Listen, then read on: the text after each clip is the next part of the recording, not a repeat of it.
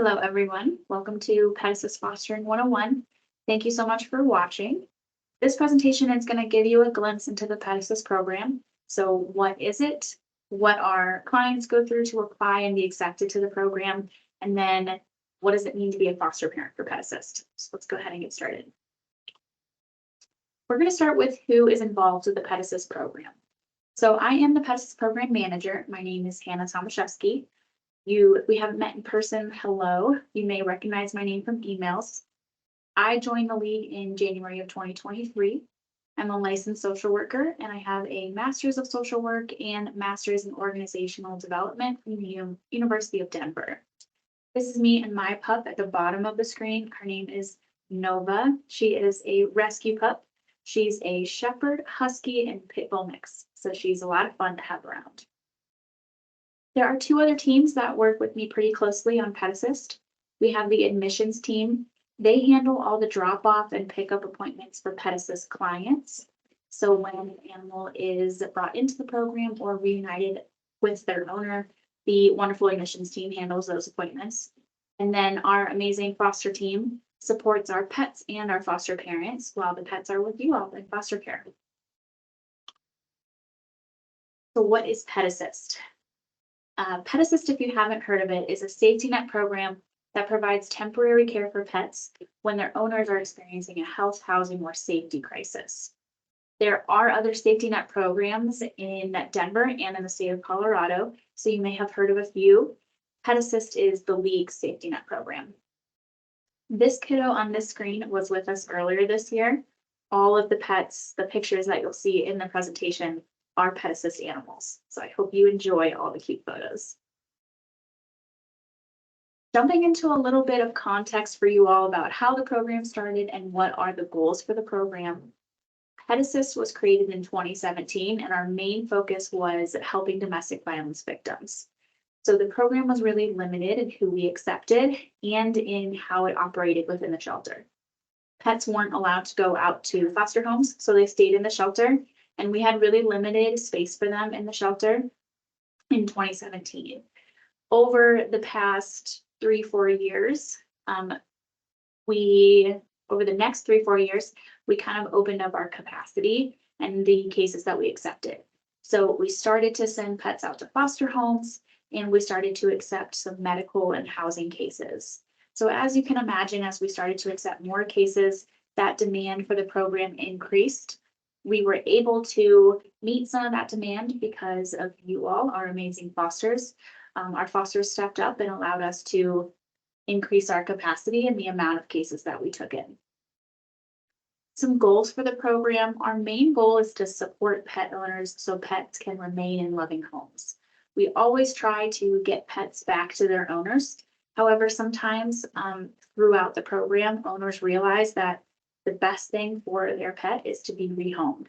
So in that case, we still want to be a trusted resource and a trusted organization for those pet owners during that hard time. We want to be able to help them make the right decision for both themselves and their pets.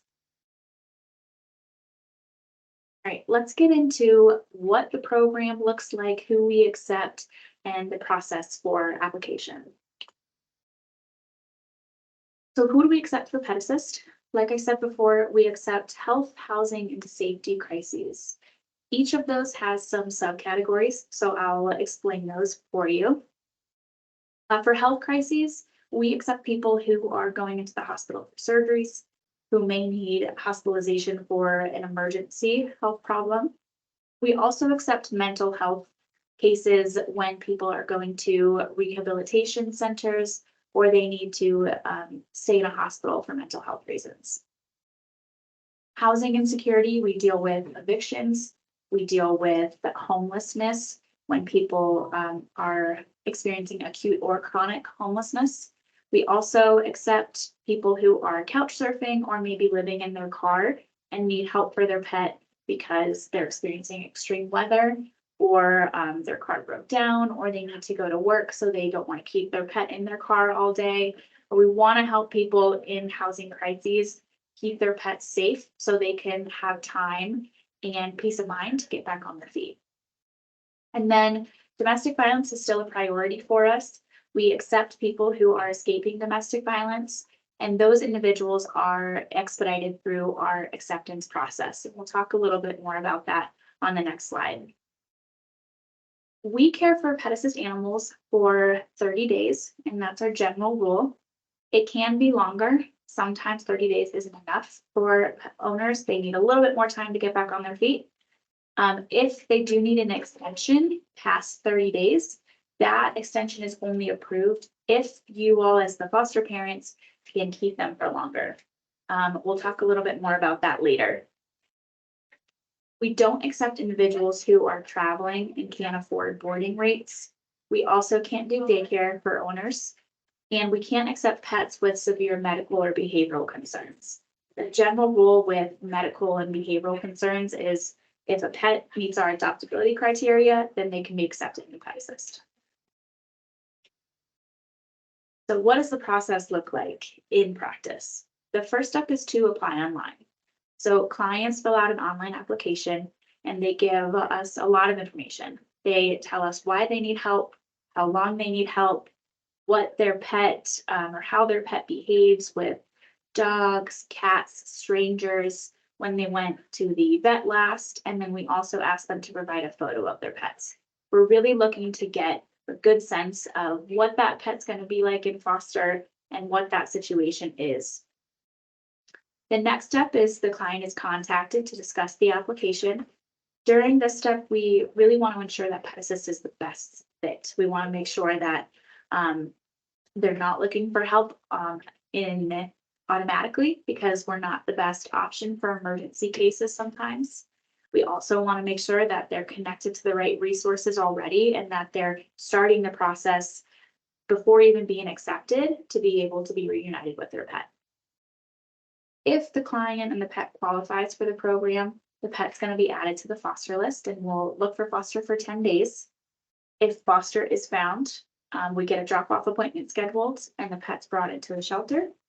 If foster is not found, owners are going to be given alternative resources. So we're never going to leave someone without any other resources or organizations that they can contact. We always want people to be able to go to someone else and say that they tried with DFO, we couldn't find a foster, and then ask for help from someone else. Once the pet's dropped off at the shelter, they're going to be given vaccines. They're going to be spayed or neutered and microchipped if they need it. And then all Pet Assist pets are given a vet exam to ensure they're healthy enough to go to foster and stay in the program. And then finally, the exciting part for you all, they're going to go out to foster homes. And I'll make a note about how our domestic violence victims get expedited through this process. A domestic violence victim will apply online or give us a call, and then we'll contact them to make sure their pet qualifies for the program medically and behaviorally. If they do, we're going to jump to step 5, and we're going to schedule that drop-off appointment, get the pet in as soon as possible and as soon as that person needs help. And then the pickup process for clients. So while the pet is in our care, we're going to check in once a week to make sure that everything is going well, that the owner's finding the resources that they need. And then about halfway into the program, 2 weeks before the due out date, we're going to start planning for pickup. So that's the goal. That's when we start having conversations about pickup. We don't always get a pickup date set 2 weeks before though. So that's why we start planning for it so early. Once the pickup appointment is scheduled, the foster parent, you all are informed, and then we're going to connect you with the foster team to get you scheduled with a drop-off appointment at the shelter.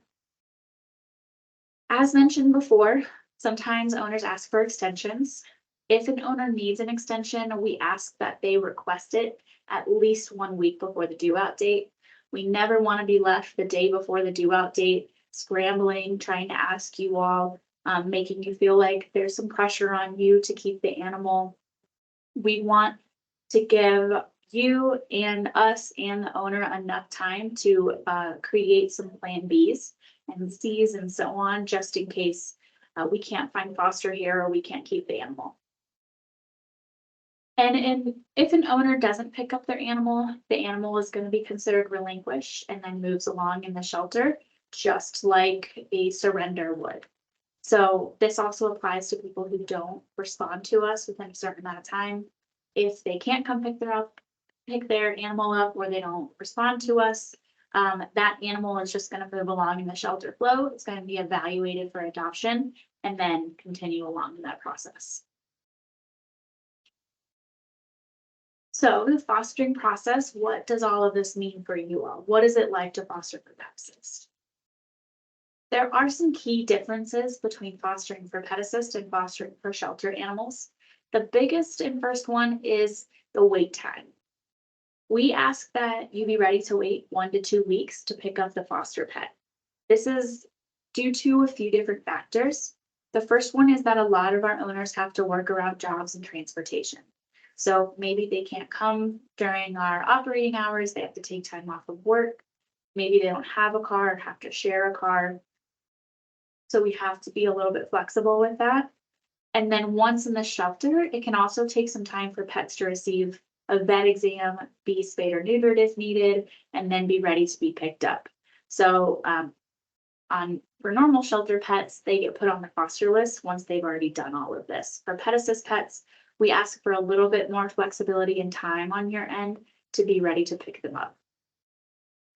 We don't allow visits with owners when the animals are in foster care. It's a big question we get from clients. We feel like that's a lot to ask foster parents to come back to the shelter with the pet and then take them home and fit them into that into your schedule. We also feel like it could be some unnecessary stress on the pet. So we don't allow visits while pets are in foster care, but we do ask for updates from foster families. We want to be able to provide updates to pet owners while their pets are in our care, because we feel like it allows owners to stay connected to their pet and provides them some peace of mind. It lets them know that they're taken care of, they're in really wonderful foster homes, they're with people who know how to take care of pets. And it really does help. We'll see a little bit later how thankful owners are for those updates and for foster parents in general. And then finally, we ask that you keep us updated with any health or behavioral concerns. Just like normal shelter animals, let us know if they aren't eating, if they're having weird bathroom habits, if you're seeing behaviors that are concerning or strange to you. It's never a bad idea to ask. A lot of times we can troubleshoot over email or phone, and if needed, we'll get you in for an appointment. And then a note about caring for clients and pets. The clients that we have in Pet Assist are going through a really difficult time in their life. They are in crisis, and a lot of times they're experiencing a traumatic event. So we have to give them a little bit of grace when we're working with them. We operate Pet Assist through a trauma-informed lens, which means a few different things. First, we champion our Pet Assist clients, who are the pet owners. No matter the outcome, we thank our clients for trusting the league to help them. So if a Pet Assist client can pick up their pet, I'm going to thank you for bringing their pet to us. If they can't pick up their pet and they have to rehome them and relinquish them, I'm also going to thank you, because that means that they trust us enough to find a new home for their family member. This also means that we know that pet ownership can look different. Pet Assist owners love their pets so much that they ask for our help to keep them. I think we all know that asking for help can be really difficult, especially when we're asking for help from strangers. So the fact that people love their pets so much that they're asking strangers for help, even when it means that they're separated from their family members, that means a lot to us. I think we should always be grateful for that trust. We don't jump to conclusions about the homes that pets are coming from or going back to. If you've ever gone through a difficult time, you've ever had a traumatic event in your life, you know that it can be really hard to keep up with day-to-day things.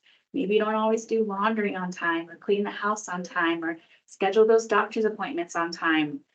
We have to apply that understanding and that grace to our Pet Assist clients. Sometimes the animals aren't up to date on vaccines, or maybe they have some mats in their fur.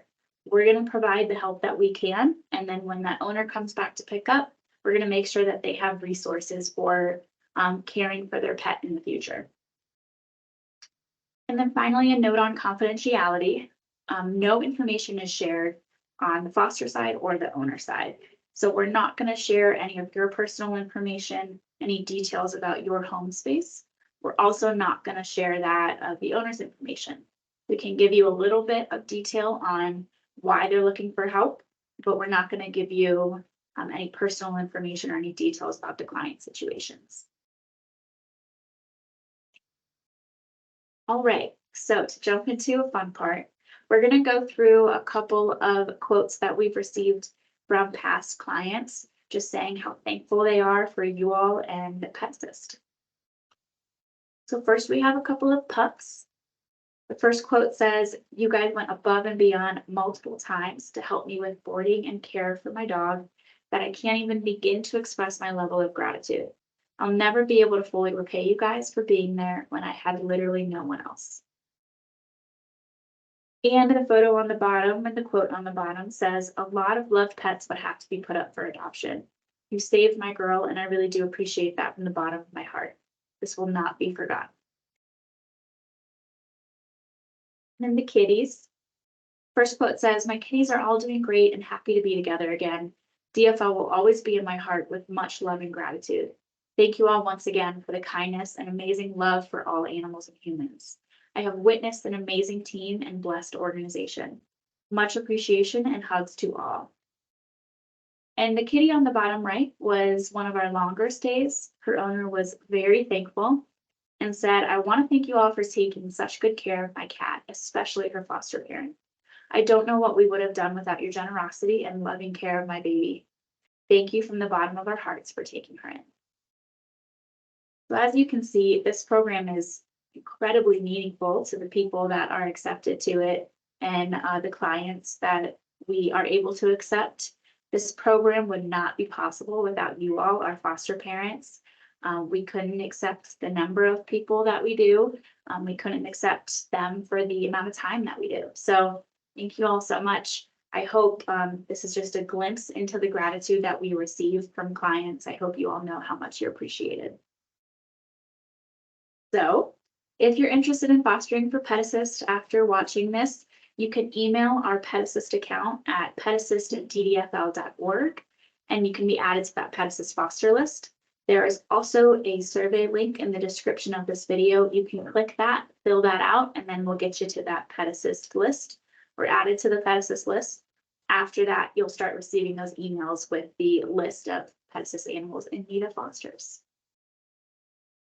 Thank you all so much for you do for the league. Again, it is a lot of work to foster animals, and we couldn't do our work without you. So thank you from the bottom of my heart, from the bottom of all of our hearts, for what you do, for the time and the space that you give our animals.